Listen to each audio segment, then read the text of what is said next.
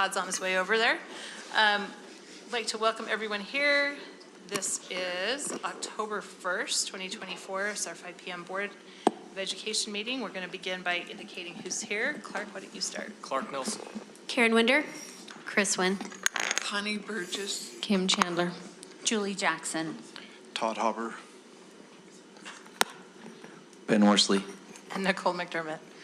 And we're going to turn the time over to our wonderful capital and construction update team to give us our presentation.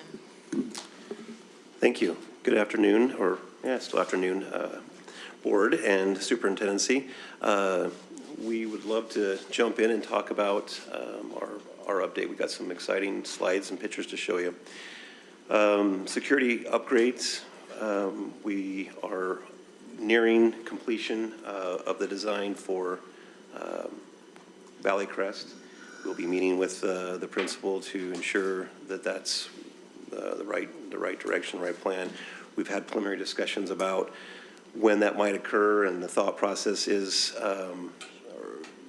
end of February-ish timeframe, and work through the end of the school year this coming year, and then into the summer, so that it could be completed for the start of the school year in 2025. So that's Valley Crest, and then the other one on there is West Kearns, and we will be meeting with Kyle this Thursday to talk about the plan that was in place, as well as maybe potentially another solution to come up with. Okay, so as a board member, you look at these, you look at your packet, you take everything seriously, you're doing your research. So I've noticed on the last little bit that we've had West Kearns L in design. So that kind of set me down the rabbit hole doing my research. West Kearns falls in my precinct. And so I started to kind of get down to the details on, hey, where are we in the design? I've noticed that. I called Jared from purchasing. Hey, when did we approve that purchase? And, back in May, 5 months ago, we allocated almost $72,000 to put West Kearns into a design. But unfortunately, I found out in the past week, as I've dug into this a little deeper, that there's been no work on the design of West Kearns. And so I was really struggling to figure that out because as board members, we allocate certain funds for certain things. My expectation is that within 5 months, it's going to be looked at some point. So I just want to go and kind of share, and okay, Justin's heard this before, just so you know, I did voice some concerns, but I just want my West Kearns community to know I'm advocating for him, because there's a few things that just don't smell right, feel right here. And that is just, I know that Justin, thank you for speaking with Kyle today. That really means a lot. I've spoken with him a couple different times over this last week. I was visiting his school last week where we had a face-to-face conversation about this. And I've been kind of really disappointed that over the last 5 months, there's been zero contact. There's not been a site visit. There's not been a phone call. There's not been any discussion at all as far as, hey, a design's coming, or hey, we're doing this school first and then it's you. There's just been nothing. And he is bombarded, weekly, if not daily, on, hey, when's it our turn? So I am a little confused why there's been zero communication in 5 months, and also not holding the vendor accountable. And it seems like we're operating on their terms when they have time to work for us on our projects instead of backwards. Because if I'm awarding $72,000, I know in our grand scale budget it's a drop in the bucket, but it's a lot of money. And then I understand and I hear the concern West Kearns is up for rebuild, so to dump a $1 million security upgrade within a few years, I'm a steward of the taxpayer dollar, and so I understand that is generating some discussion, as it should. So I don't fault the discussions that you guys have had regarding that. I would just hope that perhaps maybe we can switch gears, and maybe it doesn't have to be a complete, upheaval of the office into a classroom, but is there some interim security upgrade to just put some walls up that funnel people to the office? Because a doorbell camera just doesn't do it for me. When there's 3 office ladies and you walk into West Kearns, you can go 3 different ways before you hit the office. So I just wanted to express some concerns I have regarding us saying on this chart that it's in design when it's really not. I've had some conversations with our team this afternoon, and in the interest of providing a safe environment for our students at West Kearns, And in speaking with Board Member Winder, I've asked them to look at another approach and potentially look at a more fiscally prudent, quicker solution, as she's kind of indicated. And so we'll work and collaborate on some of those solutions. I'm not sure $1 million design is going to get us an improved or enhanced security that we couldn't spend some additional resources a little sooner and get a better solution in a quicker manner. So either way, that's going to come back to the board, and we'll have some opportunities to discuss that a little bit further in the coming months.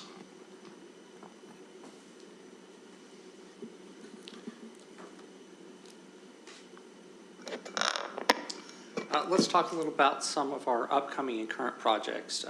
The first is a frustration that we have with a underperforming contractor who has made quite a few errors on the preschool courtyard construction at Hunter High. We've actually asked them to rip out some work and start again because it was not performed up to our standards.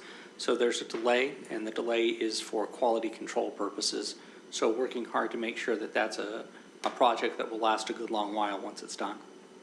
The next is talk about our 2 fueling stations. So again, the state of Utah is our fuel service provider, and we have some old tanks that are due to be pulled in time for 2025. We've gone out to bid once, did not have a deep pool of respondents, and so the costs were quite high. So we decided it was in the best interest to rebid those projects and see if costs come down, trying to solicit more vendors, more contractors to build those. So that, I think, is going to happen in the next couple of weeks, and we're hopeful that we can get the cost to come down. Again, still holding off on the GEC secure parking lot. Really, again, understanding that some of the fuel center costs were a little high. We're trying to balance out expenditures. So before we go expend everything, we want to make sure we get these high-value projects like the fuel stations under control. And then we're working to schedule Cottonwood High. Cottonwood High is divided in 3 summer projects to redo their hard surface floor. They had the first phase go in, and we're looking to schedule up the abatement for the flooring and then the installation for the new floor right now. We've had quite a few roofing projects going on, trying to get some of those roofs done before this winter season. We decided it was in our best interest to press forward quickly on those as opposed to wait for spring, summer construction. Cottonwood High is a partial re-roof and seismic upgrade. It's about 95% complete right now. We had a section of the maintenance compound that needed new roofs as it was leaking. And we're, at the time of this slide, 65, we might have moved up to 70% on it. And Churchill Junior is about 90% complete on its re-roof. And then we have to come back in the summer and do what are called secondary drains. These are overflow drains that are too disruptive to do during the school season. So we'll get the roof leak-proofed over the winter, and then come in and finish up in the summer.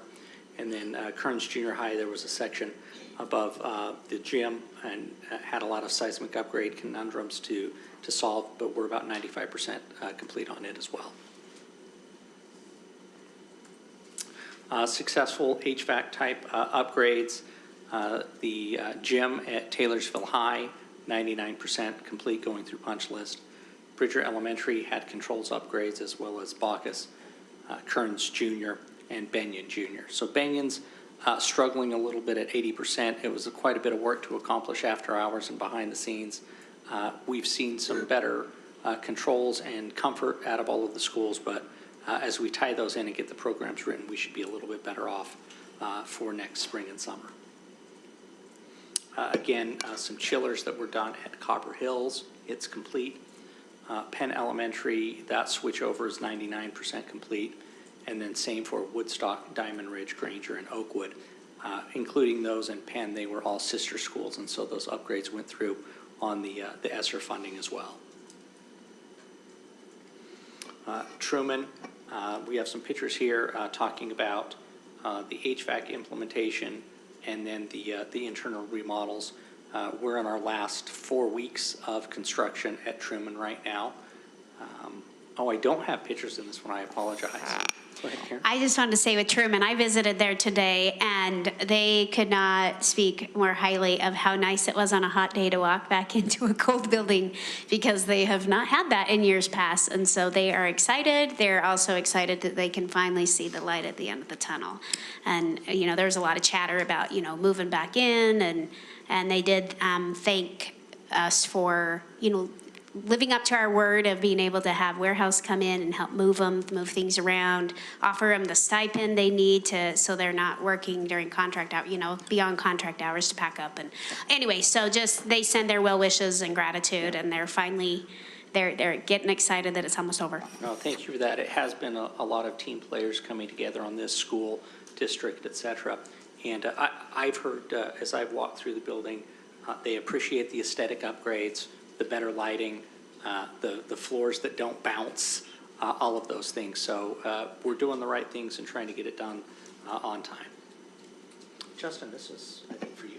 If you don't Okay, yeah, I can. Hunter High School track project is essentially complete. If you've been out there, the pictures will kind of say 1,000 words here. You can see the lanes are striped and the surface is down, and they can use the field and the track. The remaining component that's not complete is the bleachers that we're going to go back in retro on both the home and the visitors, so that there's some ADA accommodations. There's currently really no ADA bleacher seating, and there hasn't been for the history of the school. And so while we were doing this, we thought it makes the most sense to help with some ADA accommodations on both sides. Those bleachers are supposed to arrive in November-ish and then be installed.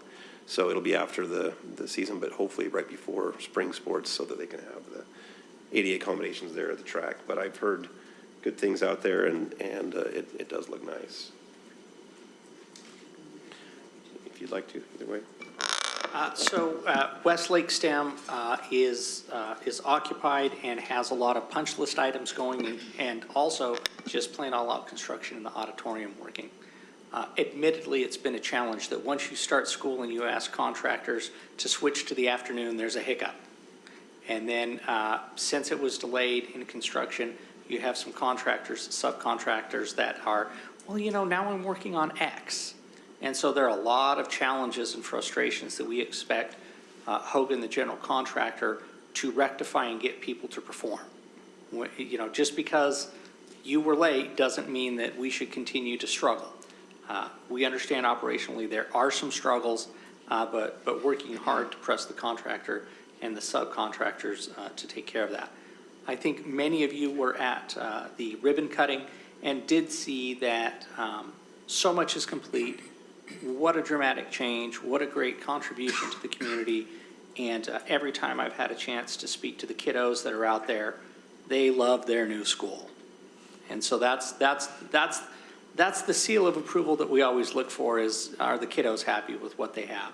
And so again, from the exterior, a lot of the landscaping is coming into play and finally getting wrapped up. Again, you know, the marquees out there, landscaping looks like it's been down for longer than it has, so that's a good sign that we were getting some good quality product there. I don't think you were able to see the pickleball courts and exterior basketball courts that are there for not only PE use, but also for that lunchtime activity. And so those are highly utilized every day. A good look at how the gymnasium has come together, the flooring, et cetera. You're starting to see a lot of the graphics now come into play and kind of highlight the Westlake spirit and some of those great things. Foods lab, sewing room coming together. This highlights one of our frustrations, which is the window blinds are not done. Getting that contractor on board has been a bit of a challenge. Teachers are in their collaboration hub doing what Westlake does best, collaborating, working hard, analyzing student behavior, and working together as a team. At this stage, we're not seeing a lot of change orders coming to the board. I think we might have one or two before we wrap everything up, but we're starting to see things wind down. Questions on Westlake? Why do you think we stopped talking about it on our slideshow? Next couple of months. Really? Yeah. Okay. Yeah, I think What we want to do is get a chance to get good pictures of the finished auditorium, because they just have presence. They have a little bit of drama to them in their own right. And so we're anxious to show that, but getting that wrapped up, getting the seats in, getting all of the stage works in, it's coming to fruition, but it just cannot get over the finish line fast enough for us. I'm not actually anxious to get it off the slides. I love the slides. I just wonder when it's done. Like, when is the bow wrapped and we walk away? Yeah, That a was what I couple more really wanted. meetings, yeah. Thanks. Chris, is it you? Yes. Board members, staff, thank you for the opportunity to present this evening on the progress on Cypress and Skyline. Cypress High School, we've been extraordinarily blessed with a warm September, knock on wood for that. So we've been able to accomplish a lot more on the site work than we were hopeful to get in this fall, especially with the grading of the main drive and quite a bit of the work on the lacrosse field and baseball fields and other items along those lines. The athletic building, a lot of the athletic building is quite a bit further along, as you know, because it's been up for quite a while. But the pool area has been a major source of concentration work for the last month. At the academic wing, if you were to, those of you who have had the opportunity to see the Skyline Academic, you would recognize what the inside looks like. We have the glass partitions going in on the upper floors, and then the bottom floor, we're now getting out of the framing area. We're now into painting that, and then that will continue to follow down to the first floor in the administration area. The academic area, very much the same way in terms of the main kitchen area, the hoods we're getting in, the overhead carriers in the lab. It's starting to look a lot like a school building, and so that's very exciting along those lines. And then performing arts, what a fantastic facility. And you've seen the wood paneling going up in the auditorium now. It's made a lot of progress. We're very excited. As we said here, there's a lot of the site work, that main drive circle coming up, the main driveway. You can go ahead and go down to the next slide. You can see the benches inside of the pool area, the soffit panels over the exterior on the west side of the pool area.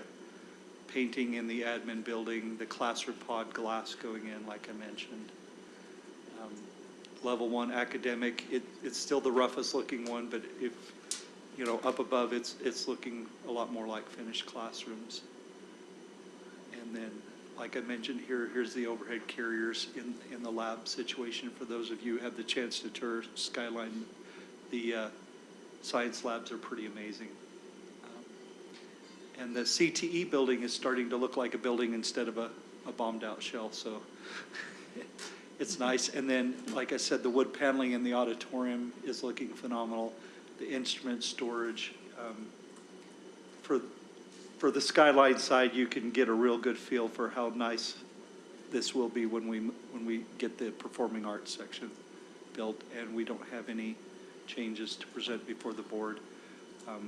As a follow-up to a request from some of the board members, we were talking about escalation.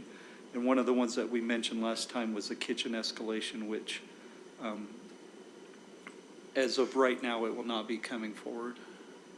So we will call for this moment, knock on wood, that we've dodged the bullet on escalation on the kitchen equipment. So they did not meet the terms of the contract, I guess is the best way to award that. So Skyline academics. Can I ask a quick question? Yes, Cypress? please. Hey, I've just been hearing some concerns about the safety and security around the campus why we're building. Are gates being locked at night? Are we having any vandalism? These might be just rumors, but I'm just wondering, we have some security concerns going on in the neighborhood right there. For vandalism, we had, I would say, a good couple of incidents in spring and summer. They've tapered off, I think, now that kids have gotten back into the swing of school. Their behavior's a little bit better. They're a little more preoccupied. But, yeah, we definitely did have vandalism over spring and summer, certainly. Extreme vandalism, No. High dollar value vandalism? No. Tagging? Oh, yeah, we had some of that. And so that's really what I would classify it as, unless I Yeah, missed something. other than the memorable driving down the main hallway in a Razor Sure. this spring, but other than, But Other- is it secure? I mean, do we have like, Yeah, we have fences, security we at night have or gates, anything? we have nighttime video, they have those Okay. video trailers out, et cetera. I'd say it's as secure as any modern construction site Okay. can be. Is it, I mean, it's 6-foot fencing. I guarantee you, if someone wanted to cause mischief, there's always a way. Absolutely. yeah, so a lot of the building is a lot more secure now as well. So that Doors is, going in, even the Yeah. temporaries are locking harder and better. yeah, so some of those harder connections and stuff like that to where it's more difficult to get in. But I think July was probably, July was probably our last recorded June was a hard month, yeah. little vandalism in. Windows are now in, so you can't crawl through an open window, things of that nature. Okay. So we're to the point where we're getting much more secure. But I would never have classified it as a significant nuisance or significant damage ever being done. Yeah, so we've, Dallin, especially the district staff, has been working really hard on the hardware for some time. And we've now got a lot of that on site, which will help us secure it even more so. But I once again, knock on wood, I think a lot of the current preoccupy of the would-be vandalizers. And once again, it wasn't a significant amount of damage, but it was a lot of cosmetic vandalism, so to speak. But I think, at least for right now, we seem to be better. But thank you for bringing that up. I just heard some community concerns, just making sure that we, had some security. And part of it monitoring is going too, on. with the later daylight hours in the summer, and we had a lot of people working late hours, and so, I think we would say that we were extremely fortunate at Westlake. That was pretty much a vandal-free operation. Cypress has not been much different. So I think both of those schools, the respect the community has shown has been great and helpful. And even the kids, I think they're excited more than they want to get in and cause mischief. I'm pretty sure that was a situation where Julie Jackson was walking around her project unauthorized again. So, Maybe that's who they saw. yeah, I started to say, I didn't see any posted videos online on Cypress. Those fences are just not that secure. So should we move to Skyline? That would be an let's move excellent on. time to move to Skyline, how about? That was an excellent segue, thank you, everybody. Academic, there's still a fair amount of work going in there. It's occupied, they're operating, it's a fantastic facility, and there's things that we're still fixing and finishing in there. So on the performing arts, I think the most exciting thing is seeing the tilt panels, getting ready for all of the tilt panels that are going on. Lots of spot footings, steel. We've got the underground that has been going on. We did run into some issues this summer with the soils, but we were able to work that out with the soils engineer without having some additional things. And as everybody knows, the very deepest footings and foundations at the orchestra pit and walls have been poured. So if your vision is really good, then you can kind of see the outline of the building start coming together. Just don't fly any drones over the site, please. This is a drone footage, but this was an authorized drone footage. So you can really kind of see the layout of the building and all the orchestra pit and the different pieces being put together. We're back to the drawing board. That's what's the lovely thing about a phase project as opposed to Cypress, where all of it's going on at once, is we're all the way back playing in the dirt again. So this will be the last time on this site. You can see the student courtyard. You can see quite a few of the spot footings in this location photo. And this photo is quite a bit older. Obviously, the photo on the right is way more indicative of you can see, like I said, you can see the orchestra pit walls which you can see the real thing if you go out to Cypress. So this is as boring as it gets. I can't make footings exciting or interesting, but yeah. I imagine for you more than anybody, it's probably exciting to actually see this last piece of the pie, the layout. Me too. I'm actually really excited at these pictures. And now I'm embarrassed. We can form a survivors Boring group. person of night. But footings, foundations, you can see the massive amount of electrical on that previous photo that goes into the orchestra and the Performing Arts Center. What a tremendous facility those are. That we've hauled off a lot of dirt. We've tried to be good neighbors. There's been a lot of, it's noisy, it's vibrating, there's a lot of things along those lines, but we've tried to make sure that as much as done. And I know those don't look very exciting, but we've already got the waste slab for the tilt panels, actually some of the forms and stuff, so. And we don't have any changes for Skyline to discuss. Can you speak to that real quick? Yes. I did want the board to be made aware, we have started to see an uptick in parking challenges and difficulties. When we were working on that academic phase, most of the students did not want to walk all the way around. They were parking in the south neighborhood areas. Well, now that this phase has come on board, the west side neighbors on Laurel Crest are experiencing the brunt of wonderful teenage parking. And so we have been collaborating with the city. We have attempted to provide some solutions in terms of leasing a church parking lot to the west of the campus to provide some additional parking spaces, but those challenges continue to persist. I've been communicating with the city manager, well, he's not city manager, John Miller, and their public works folks as they communicate with neighbors. At the end of the day, we don't have the authority to tell kids where to park, or anybody to park for that matter, on a public street. But we are trying to be good neighbors on that front and have attempted to, in our communications with students, encourage them to carpool, which is not something teenagers like to do, and be sensitive to the neighbors, which is also something they struggle with as well. So did you have another thought on that, Justin? Just to your point, that we've noticed an uptick in the amount of cars in the church parking lot, which is a good sign. They're actually now using what we wanted them to do, get off the street, use the church parking.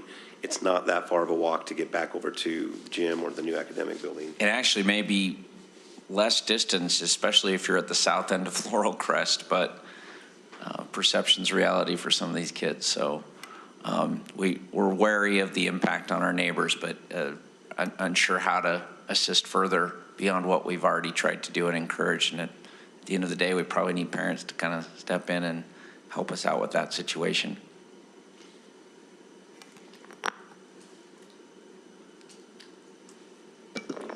We've reached the end of the slides. Any questions? Thanks, guys. All right, thank you. Thank you. All right, we're going to turn the time over to Patrick. We'll invite him up. We've got a staffing report. Dr. Flanagan.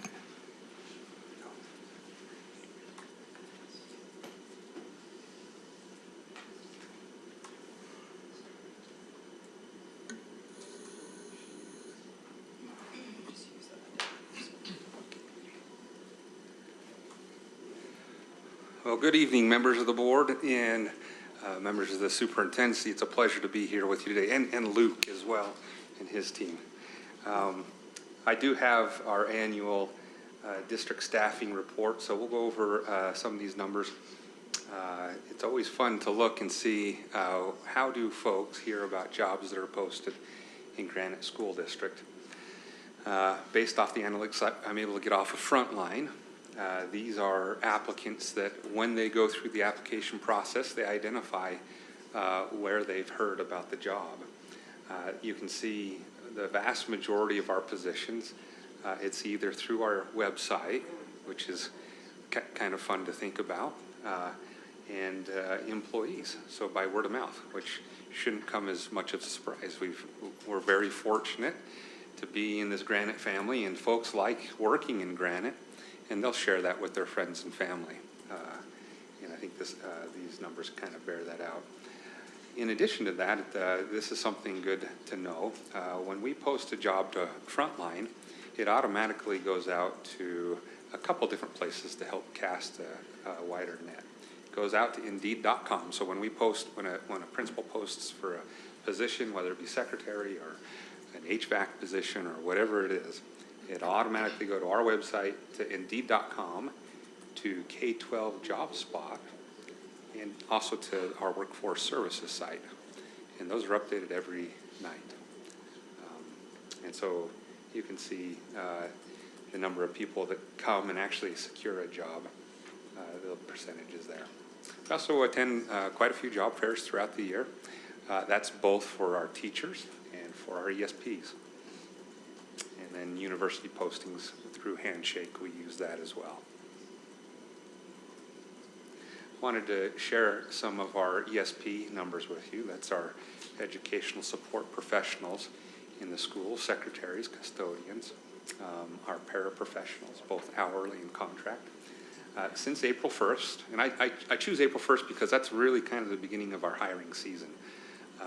And it runs all the way through August, sometimes even once school started, we still may be looking for a few positions. But since then, we've filled 2,170 contract and hourly ESP positions. That's 1,856 unique individuals. So some of the folks, they may hold a couple hourly positions, and that explains the difference between the unique individuals versus the contract. You may also have somebody that has a contract position and every once in a while may have do some hourly work, and so it'd be there as well.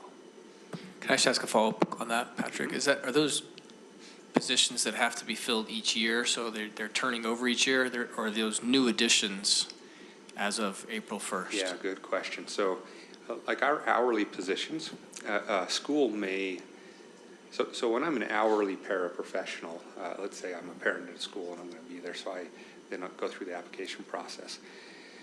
If I'm no longer working in that position, let's say the next school year, because it's not a contract position, it's not like we require that paraprofessional to submit a resignation, if you will. It is up to the school to keep those rosters clear. And so at the end of each school year in the spring, we reach out as an HR group to each of our schools and we say, hey, would you please look at your lists of all of your hourly ESPs, and if they're no longer going to be working with you, send those termination forms in.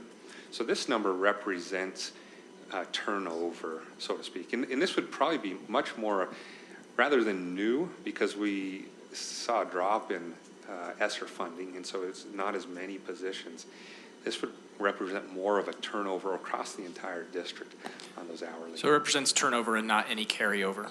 Yeah, well, they're I mean, some might carry over yeah. but it's to carry, if they carry over, it's to a new or different position. Correct. Is that right? We may have some of those positions that are year to year, so 1 year only.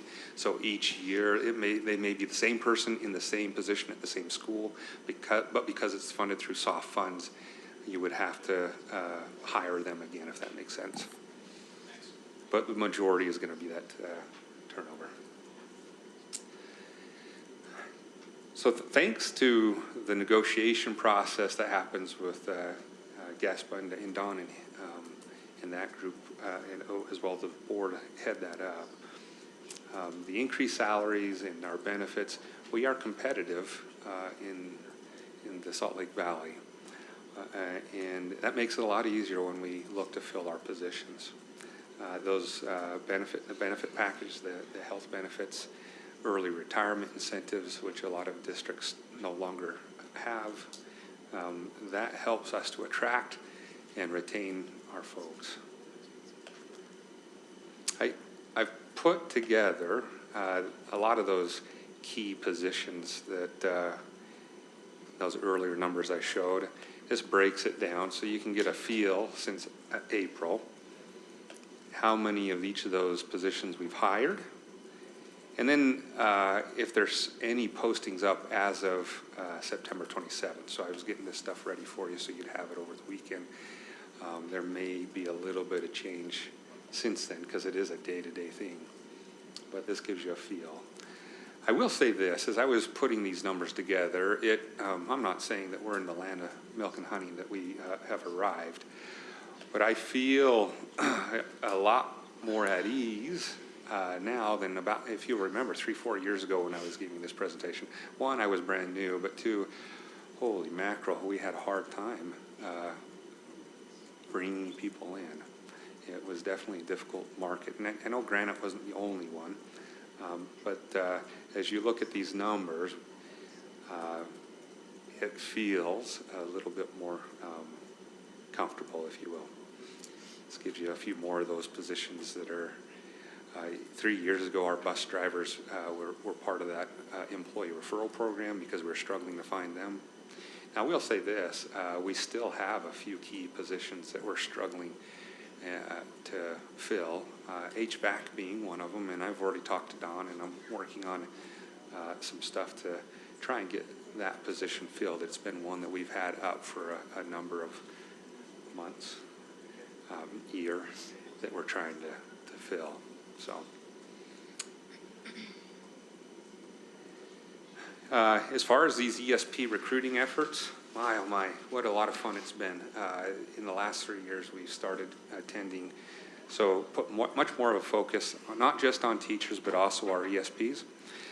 We attend regularly recruiting fairs up at Ogden, Salt Lake Community College multiple times a year, out of Mill Creek, and down in Utah Valley. And these are folks that are looking for positions that would be right along, whether it be custodial, a lot of folks that are in the IT field looking for positions. I can't tell you how many leads that we've gotten that I've been able to share over the last couple of years by attending some of these job fairs. Additionally, we make sure that there's a presence in the community nights so that HR is there. We can talk to folks that may be interested, and even if they're not interested, be able to make a connection with our community members. And then we try to do some of these summer and spring community events. The summer we had a chance to do a parade, which was a lot of fun, and got several members of HR to go out with their families and try to spread not just candy, but the word about positions that are available. We do have still the employee referral program. I stay in contact with those directors that have historically been part of that, and each summer I ask them, hey, what positions are you having a hard time filling? When I talked to Dr. Dave Gaddy over transportation, he said, you know what, Patrick, this year I think we're good. We don't need to worry about it. That's a good sign. So we don't have anything there for transportation. In custodial maintenance, when I talked to Rex Gowdy, he said, I just need this HVAC. We need to get this filled. We had a few more positions over the last couple of years, but we haven't needed, we've been able to fill those. And then nutrition services, Dana said, you know, I feel like we're pretty good, but let's just go ahead and leave it anyway. So we've got nutrition worker and kitchen manager. But as you saw on the previous charts, they're sitting pretty good right now on hiring. Let's go over some of the teacher applicant data. This year was an interesting year here in the Salt Lake Valley, not just here in Granite, but all over. With those ESSER funds that are no longer there, and oftentimes districts will use those for personnel. It means that there's fewer positions, and we have more qualified applicants for those positions. And so we don't exist in a bubble or a silo. Because we're next to these other districts up and down the Wasatch front, they're experiencing that same dynamic. And so the number of positions are fewer this year, and that's also meant that we've been able to benefit from experienced, qualified teachers from other districts that maybe no longer have a position that was funded through soft funds and have made the move over to Granite. Additionally, as our Granite District student enrollment declines, that has an impact on the number of full-time employees or contract teachers that we hire. And so you'll see in just a little bit that this year we hired fewer contract teachers than we did the year before and the year before that. And some of those things play into why those numbers are a little bit lower. You will notice, though, this year, in the postings that we did have, we had 1,127 applicants. Keep in mind, and I put this down in the bottom, when we count these, we're counting them by those postings. And so you may have somebody apply to multiple positions that affects that number. And then we also look to see if they applied. Now, in HR, we have to screen them to make sure that they meet the minimal requirements for the posting. So sometimes we'll have somebody apply for a position for which they weren't qualified, and that may be lumped in there as well. And then our secondary, we had 1,636.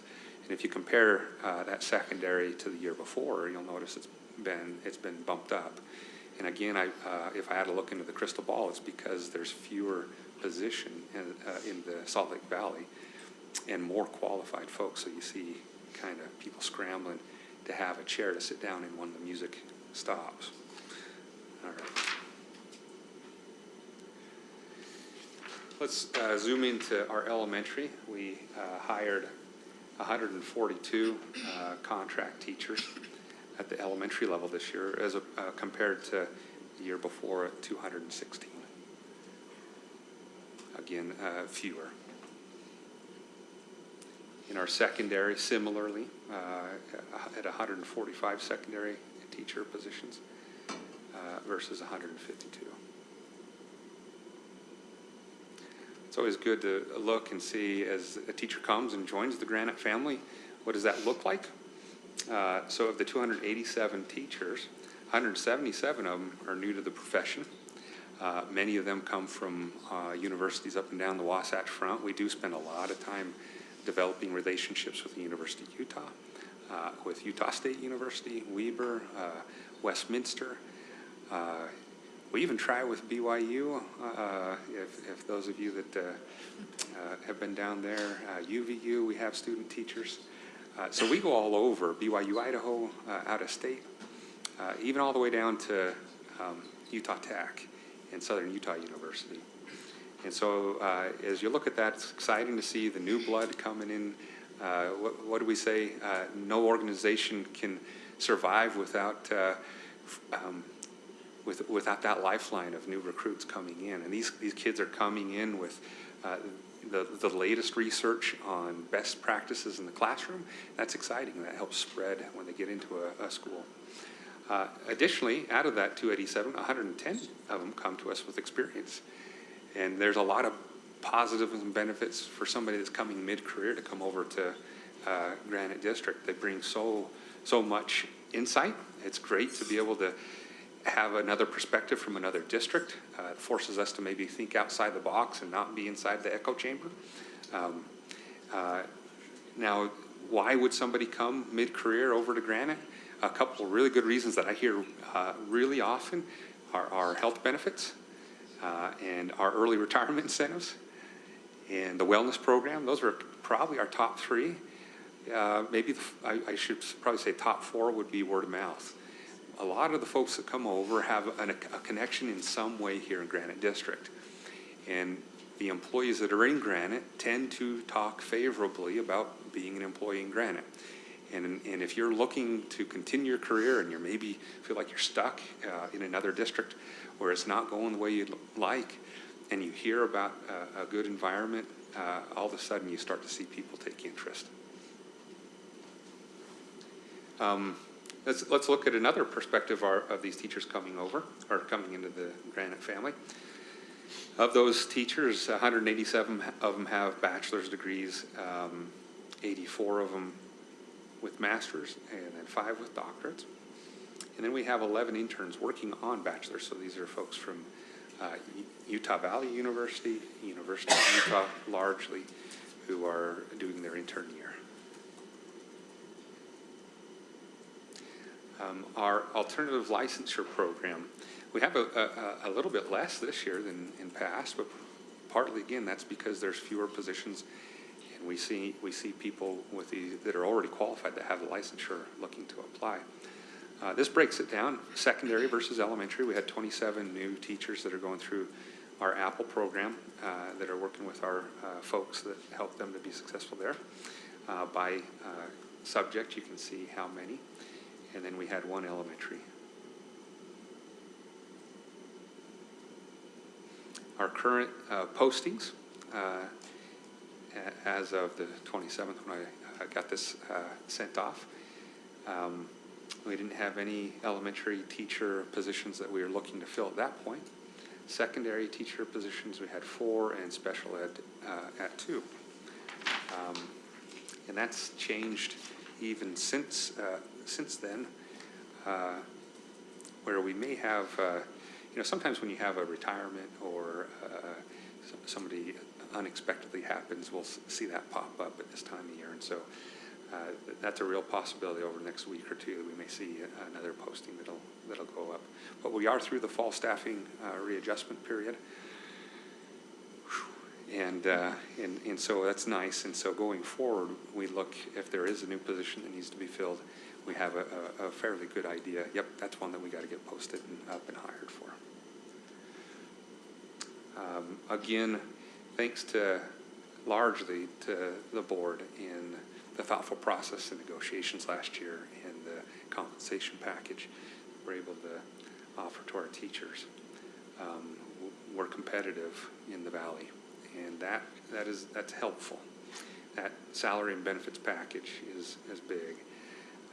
We had that 2% COLA from last year, the health clinic. I know GEA has been key as well in helping us to see the importance of trying to get additional teacher preparation time, and that's noticed as teachers are looking at positions that are posted and potential of coming over here to Granite. And so I personally thank each one of you for being reflective and during that process in the spring. That sure is helpful as we look to recruit and retain our teachers. We've already started our recruiting efforts. We've made a couple different trips out of state. And we've already had some evenings where we meet with students that are seniors and juniors at some of the universities up and down the Wasatch Front. We continue those efforts all the way through till April, May of the next year. We haven't yet offered any open contracts. There's a conversation in our office as we look and see that we may need, we've hired over the last couple of years fewer teachers each year. The question then becomes, how do we make sure we do this responsibly so that we can secure the very best talent once we've identified them, but also not overcommit our district, if that makes sense. And so that's something that we're trying to make sure that we find a balance to, but we are aggressive in the way that we approach selling our district to our student teachers and our interns. And so, as a matter of fact, just today I was out visiting. I had a chance to go visit a couple of interns at one of our elementary schools, just thank them. It was fun to hear their principal talk about what a great addition they've been to the school, and they sure hope they're able to hold on to them going into next year. And both of the interns at this point in the year have nothing but praise for the school and for the district, so it's kind of fun to see that happen. I believe that is my last slide. Do we have any questions? Yeah, any questions? Can you just remind me, are our preschool teachers on teacher contract? There are some, largely, they're hourly. I felt they were mostly hourly, right? But you have some contract positions that are kind of like the teacher leader, if you will, that oversee, you get a chance to work with hourly positions. And so in that case, if they were on contract, they would just step into our salary schedule the same as everybody correct. else? Yep. And if not, are they considered like on the paraeducator scale, or what scale if they're hourly? So there's a placement on the salary schedule, and depending the position. So there's a variety of positions that work in our preschools, and so based off the specific position, they have a slot on one of the salary schedules. Okay, awesome.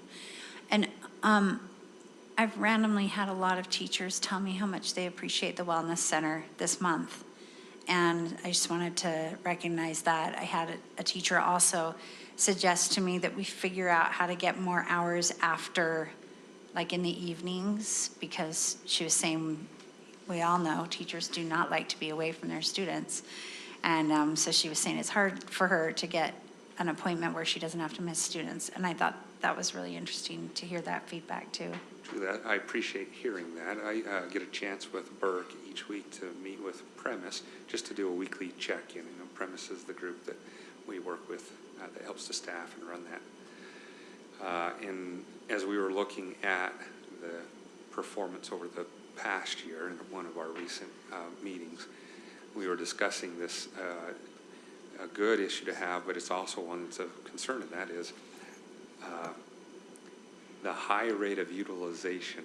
So west of the Mississippi, they were saying that our wellness center performs very, very well. It was 97% or thereabouts utilization rate, and that's great. But that also means that you start to run into that problem of when somebody reaches out to try to schedule, are we going to be able to be quick to get them scheduled?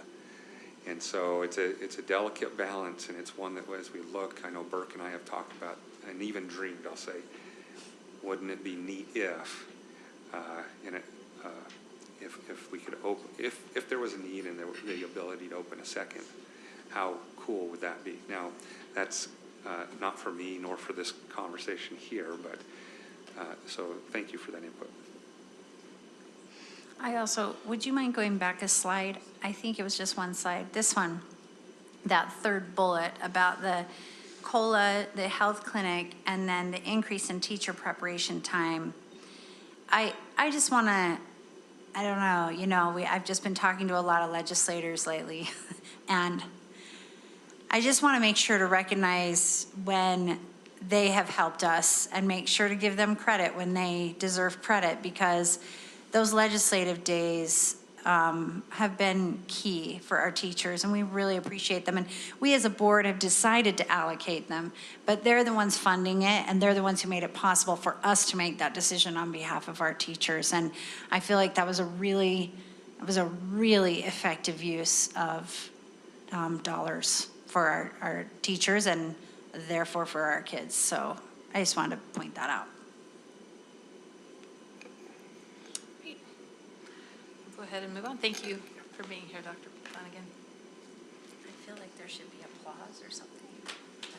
Nice job, Patrick. We have a brief presentation about SSOs. My question to the board is, do you feel like there's going to be questions about this? Should we move this to a different time, or do you feel like we can do this very quickly? Let's do it. I think we can do it. Told Doug we got 5 minutes, so he knows, he's marching orders. So I guess my question, or my desire is, board, if there are further questions that you do not get answered through this, if you would contact Doug directly, and he can kind of steer you through this. All right. Remember those old DHL commercials when they would talk so fast you could barely understand? That's what we're going to do. Todd and I prepared this presentation. There had been some questions from board members about SSOs. The SSO policy, you recall, we just made some modifications to it in July of this year, and we added some prohibitions to that policy. And so to make it more clear, there were questions about it from board members, and I think that the main question that came up was this perception that in order for parents to be involved or engaged with school activities, school extracurricular activities, sports, music, et cetera, that they had to somehow form an SSO. And that perception is not true. And we are here to dispel that perception and try to provide some additional information, okay?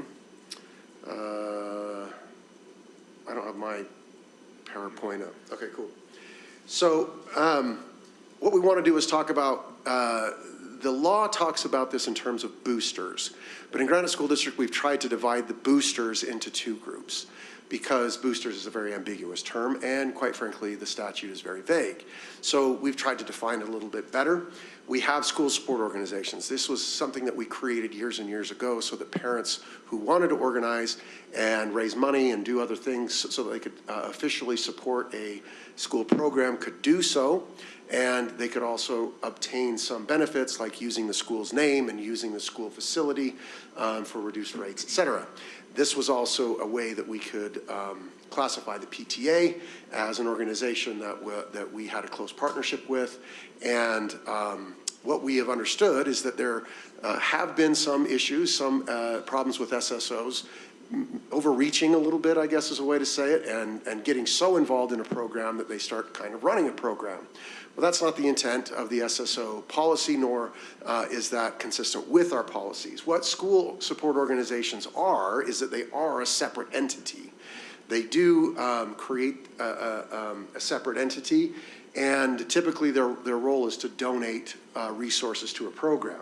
The benefit is that, as I just mentioned, is that they do get to use a school name and they do get to use school facilities, but on the other hand, we have a contractual benefit as well, and that is to be able to review their books, to be able to ensure that they use accounting practices, et cetera, so that they stay above board and everybody understands what's going on. What SSOs are not, they should not be running programs, directing students, directing coaches, paying coaches, directing leagues, camps, or tournaments for a school that are school-sponsored, give employees access to accounts, hire assistants, et cetera, et cetera. Okay, these are things that are responsibilities of a coach or a school employee or the advisor of a program. Those are responsibilities of our employees, okay? We want to make that clear. So, in those school-sponsored activities, then, can we have parent involvement? Absolutely we can. We do that through parent volunteers. Now, parent volunteers, what are those? Well, first of all, we love our parent volunteers. We're grateful for our parent volunteers. They do a great deal to help promote our programs, to help run our programs. But those things are done under the direction of a district employee, under the direction of a teacher, under the direction of a debate coach, under the direction of a basketball coach, okay?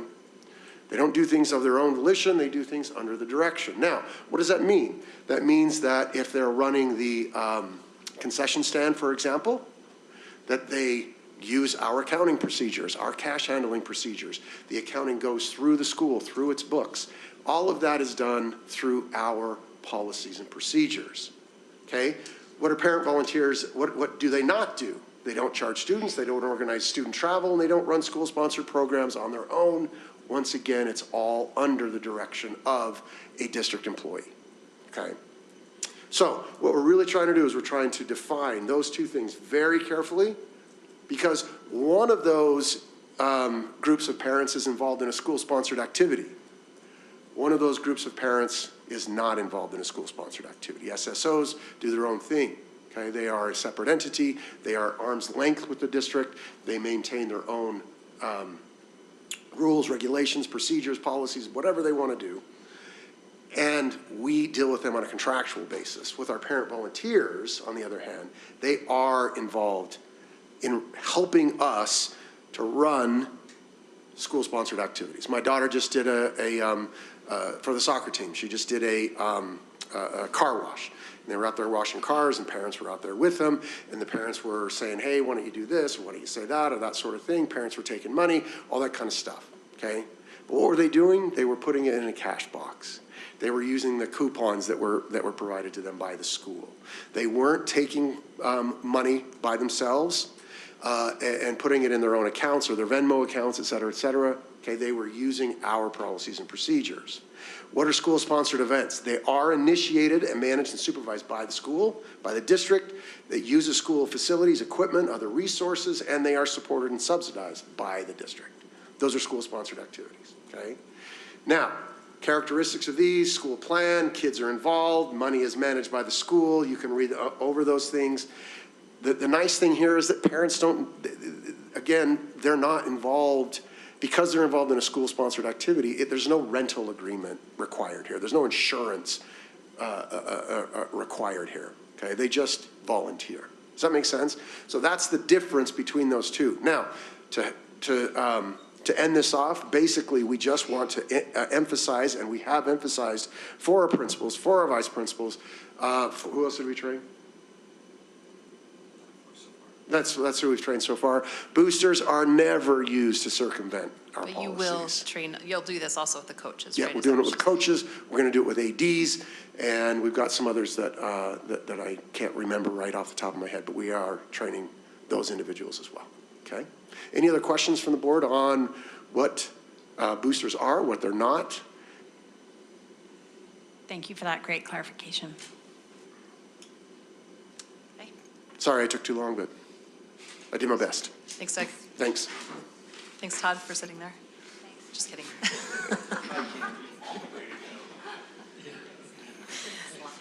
You did the slides, thank you. All right. We have need of an executive session for the purpose of, we do have a small piece of litigation. It should take maybe 2 minutes, and then the purpose of character and competence. So with that, we will, I will entertain a motion. I move that we move to executive session for the purpose of character and competence And litigation. and litigation. I'll second. We have a motion and a second to move to executive session for the purpose of litigation and character and competence. This is a roll call vote. Clerk will go ahead and start with you. Clark Nelson, yes. Karen Winder, yes? Chris Nguyen, yes. Connie Burgess, yes. Kim Chandler, yes. Julie Jackson, yes. And Nicole McDermott, yes. We're going to go ahead and excuse. who do We'll we need excuse for the everybody litigation? but Doug Larson for the litigation piece, and we'll excuse him after that.